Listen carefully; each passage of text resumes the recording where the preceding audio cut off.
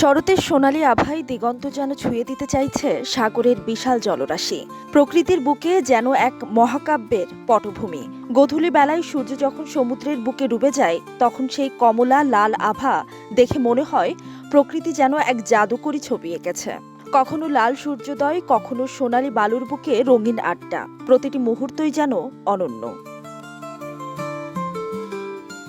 2 দিন সরকারি ছুটি থাকায় লাবণী, সুগন্ধা এবং কলাতলি পয়েন্টের সাগর তীরে পর্যটকদের পদচারণায় মুখরিত পরিবেশ। সমুদ্র স্নান, ঘোড়ার পিঠে চড়া কিংবা পরিবারের সঙ্গে সময় কাটানো, সব মিলিয়ে সাগর পাড়ে বইছে উৎসবের হাওয়া। ছোট বড়, তরুণ প্রবীণ সব বয়সী মানুষ মেতে উঠেছেন আনন্দে। কেউ ঝাঁপ দিচ্ছেন সাগরের নোনা জলে, কেউ বা হাঁটছেন সাগর পাড়ে। কক্সবাজার একটা পর্যটক স্থান, এখানে সবাই আসলে মন ফ্রেশ থাকে, ভালো থাকে।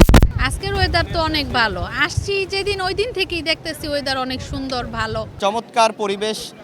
কক্সবাজারের সবচেয়ে বড় যে বিষয়টা সেটা হলো অফ সিজন আসলে অন সিজন কোনোটাই মনে হচ্ছে না। সব সময় পর্যটন অ্যাভেলেবেল দেখা যাচ্ছে এবং সবাই অনেক বেশি মজা করছে। কক্সবাজার আসলেই ভালো লাগে ভাই, বুঝছেন? যতবার আসি ততবারই ভালো লাগছে। বাতাসটাই শান্তি করে দেয় ভাই।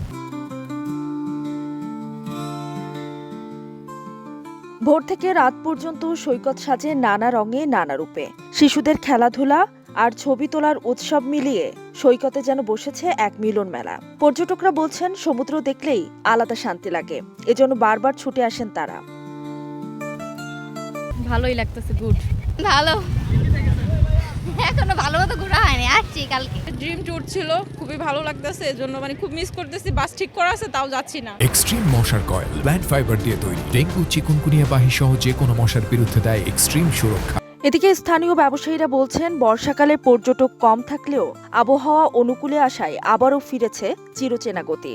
সামনে পর্যটকের ভিড় আরও বাড়বে বলে আশাবাদী তারা।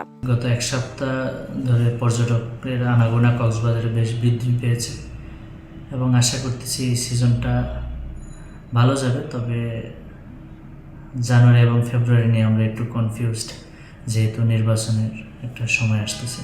তো আশা করতেছি ডিসেম্বর পর্যন্ত ব্যবসা ভালো হবে। ব্যবসা পরিচালনা করতে গিয়ে কিছু সমস্যার তো আমরা সম্মুখীন হচ্ছি, যেগুলো সরকার উদ্যোগ নিলে সমাধান করা যেত। যেমন কক্সবাজারের ড্রেনেজ ব্যবস্থাটা নিয়ে আমরা খুব খারাপ সিচুয়েশানে আছি এবং ভুগতেছি। পর্যটকরাও বিশেষ করে এই সমস্যাটা ফেস করে। তো ড্রেনেজ ব্যবস্থাটা ভালো হলে, পানি নিষ্কাশন ব্যবস্থা যখন ভালো হবে, সেখানে মশা মাছের উপদ্রব যেগুলো এখন ছিল সেগুলোও কমে যাবে। আর তাছাড়া এখানকার রাস্তাঘাট অল্প বৃষ্টিতে তলিয়ে যায়। তো এই কারণে এতদিন পর্যটক আসতেও চিন্তা করেছে, যেহেতু বর্ষাকাল চলে যাচ্ছে তো এই সমস্যাগুলো থাকবে না। বিশ্বের নানা প্রান্ত থেকে ছুটে আসা মানুষদের কাছে কক্সবাজার কেবল একটি ভ্রমণ গন্তব্য নয়, এটি প্রকৃতির সঙ্গে নিবিড় সম্পর্ক গড়ার এক অনন্য স্থান।